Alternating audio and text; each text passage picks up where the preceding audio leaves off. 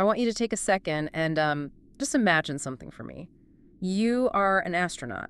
You're floating in low Earth orbit, looking down at the absolute bottom of the world, Antarctica. Right. Now, if I ask you what you see from up there, you probably have a very specific picture in your head, right? Like you expect to see this endless, punishing expanse of pristine white ice. Yeah, just bright white and then the deep, almost inky blue of the Southern Ocean surrounding it. Exactly. But instead, you look down and you are greeted by massive, vivid streaks of green. Wow. Just huge, sprawling patches of bright green smeared all across the frozen seascape. It completely disrupts our baseline expectations for that environment. I mean, visually, it just feels entirely out of place in a polar region. Right. It feels like a glitch in the Matrix or something, but it is very real, and it's happening on a massive scale. So today, we are pulling our source material from a truly fascinating recent report. Yeah, the one detailing images captured by the European Space Agency's Copernicus program.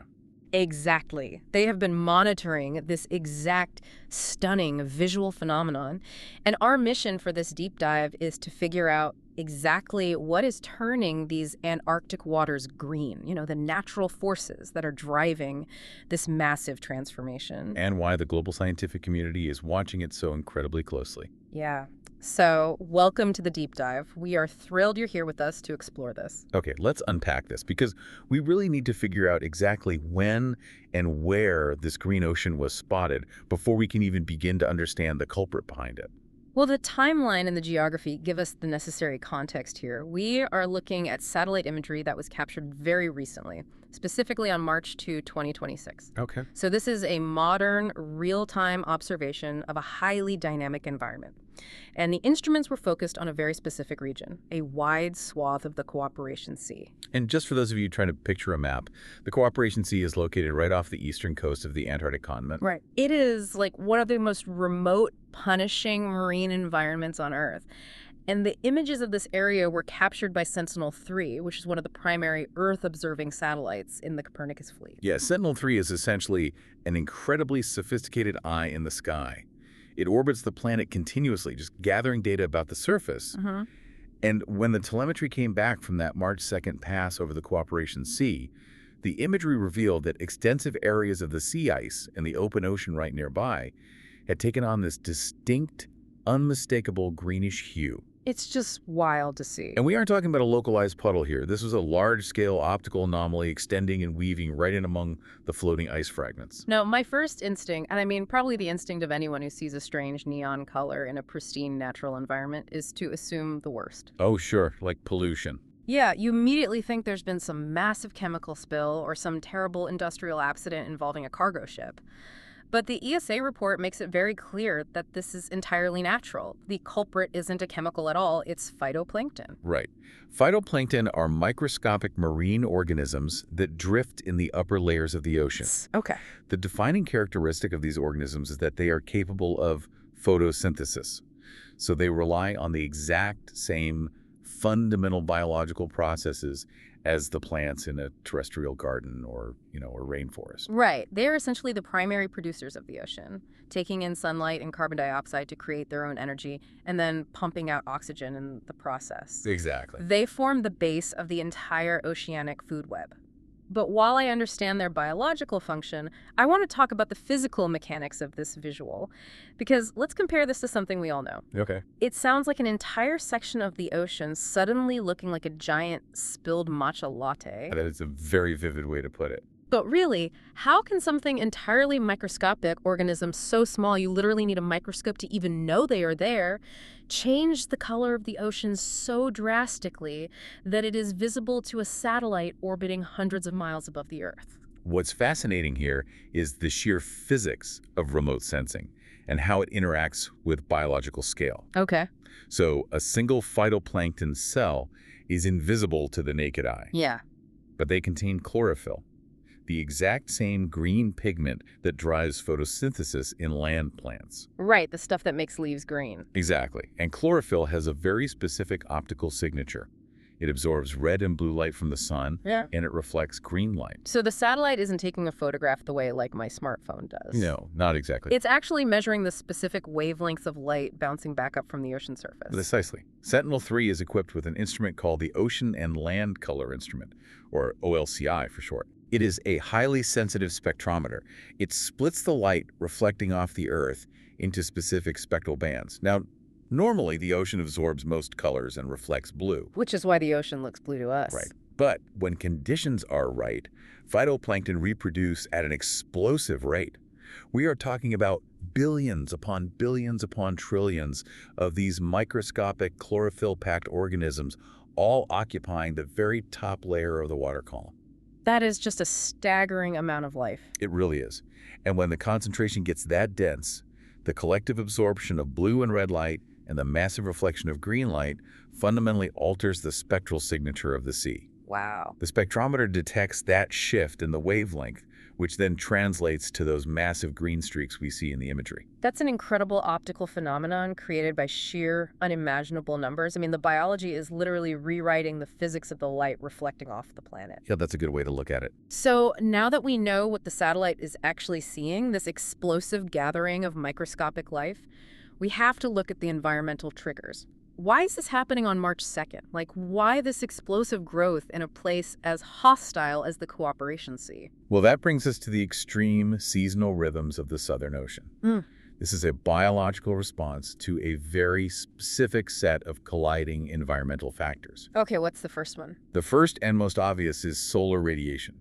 Antarctica experiences the austral night. Right. For months during the winter, the region is tilted away from the sun, so the surface is just plunged into endless, bitter darkness. And since phytoplankton are completely dependent on photosynthesis, that long, dark winter forces their biological activity to drop to almost nothing. Exactly. They are essentially in a state of suspended animation, just surviving the darkness. But then, the Earth continues its orbit, the seasons turn, and the austral night finally ends.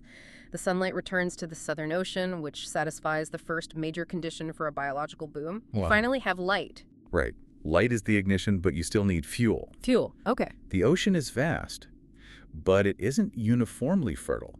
In fact, large swaths of the Southern Ocean are what oceanographers call HNLC regions. HNLC. High nutrient, low chlorophyll. Oh, interesting. This means they actually have plenty of major nutrients like nitrogen and phosphorus, but the phytoplankton still can't grow because they are missing crucial micronutrients, and primarily they are missing iron. Ah, so iron is the limiting factor here. Yes, iron is the limiting factor. Which brings us to the second major environmental factor mentioned in the source material, the melting of the sea ice. Correct. The report states that as the sea ice melts, it releases nutrients that enrich the surface waters. And, here's where I have to pause and push back on this a little bit. Go ahead. Wait a minute. Isn't ice just frozen water? How does melting ice act like a bag of fertilizer for the ocean? That is such a common misconception. There's a fundamental misunderstanding of polar mechanics to think of sea ice as pure, sterile, frozen water. Well, yeah, I just picture it like, ice cubes. Right, we usually picture the distilled ice cubes sitting in our freezers. But the formation of sea ice in the Antarctic is a highly complex physical process. As the ocean water hits its freezing point and begins to crystallize, it doesn't freeze into a solid, uniform block of H2O. Because it's salt water, right. The salt has to go somewhere. Exactly. As the ice crystals form, they expel the salt in a process called brine rejection. Brine rejection. And this highly concentrated, super salty liquid doesn't just disappear. It actually gets trapped within the structure of the ice itself, creating a vast, microscopic network of liquid veins and pockets known as brine channels. Wait, so the ice is actually porous, like it's full of these tiny, microscopic liquid tunnels. Yes, exactly. And those tunnels become incredible traps. Wow. Throughout the long winter, strong polar winds blow atmospheric dust, which happens to be very rich in iron, off the continent and over the ice. Oh, I see where this is going. That dust settles and gets incorporated into the ice structure. Furthermore, organic matter, bacteria, and trace minerals from the water below get locked into these brine channels as well. So it's gathering all this stuff. The sea ice is essentially a frozen sponge, accumulating and storing a massive payload of iron and other essential micronutrients for months on end. Ah, I see. It's a locked vault of biological supplies hovering right over the surface of the ocean. That's a perfect analogy. So as the austral spring and summer approach and the temperatures finally begin to rise, that physical structure begins to break down. Right, yeah. The sea ice melts and the vault unlocks. It releases all of those trapped micronutrients, especially that highly coveted iron, directly into the photic zone. Which is the very top layer of the ocean where the sunlight penetrates, right? Exactly. It is the perfect polar storm.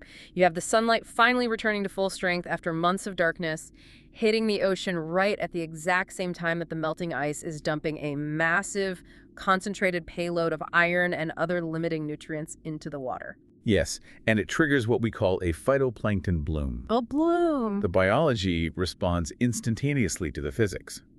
The phytoplankton gorge on the newly available iron soak up the abundant solar radiation and multiply exponentially. And that explosive, concentrated growth is what fundamentally changes the optical signature of the water to green. It's just incredible. And if we connect this to the bigger picture, this phenomenon is not just a localized quirk of marine biology. This intense biological activity is the primary engine that drives the broader ecosystem balance in the entire Southern Ocean. Because the entire food web is waiting for this exact moment. Exactly. The phytoplankton bloom, which allows the krill populations to explode because they finally have a food source. Right. And the krill are the keystone species down there. Absolutely vital. Like the penguins, the seals, the baleen whales, they all migrate and time their breeding cycles around the availability of krill. And without that precise mechanical seasonal rhythm, the deep dark, the formation of the porous ice, the return of the light, the unlocking of the nutrients, the biological pump just fails. Yeah. The green hue, visible from orbit, is the ultimate indicator that the ecosystem's engine has successfully fired up for the season. Which brings us to the physical structure of what we are actually seeing from space, and why observing this structural detail is so crucial for the future of scientific research. Right. Because the Copernicus imagery doesn't just show a uniform, blurry bucket of green paint dumped into the sea.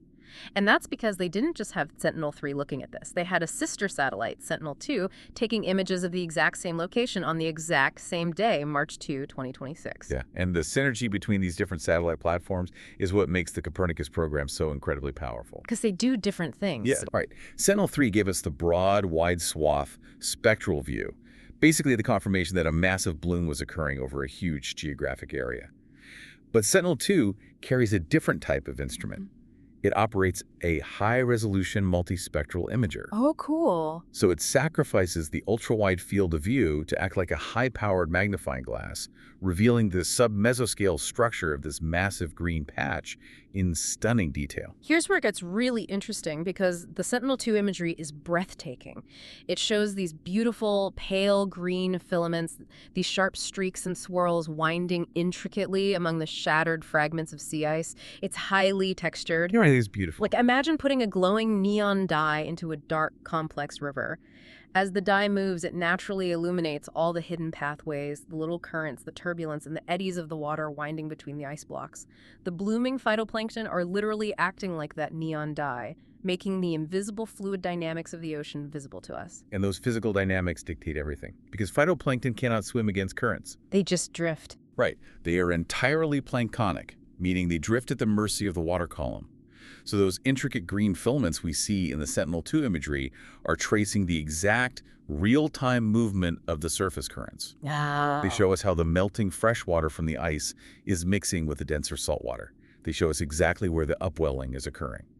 It's like the Copernicus program is giving the ocean a full medical workup. Yeah, that's a great way to think about it. Sentinel-3 is the MRI, giving us the broad systemic view of the whole body, pointing out that there's a massive green anomaly covering the region. And then Sentinel-2 is the biopsy. It zooms all the way in to look at the granular cellular structure of that anomaly, showing us the fine details of how the water is actually behaving around the ice. And that structural data is invaluable to physical oceanographers. When scientists look at the high-resolution imagery, they're reading a visible, highly detailed map of the ocean's mixing processes. Which is hard to get otherwise, right? Obtaining that kind of data traditionally is nearly impossible in this region. The Cooperation Sea is notoriously hostile.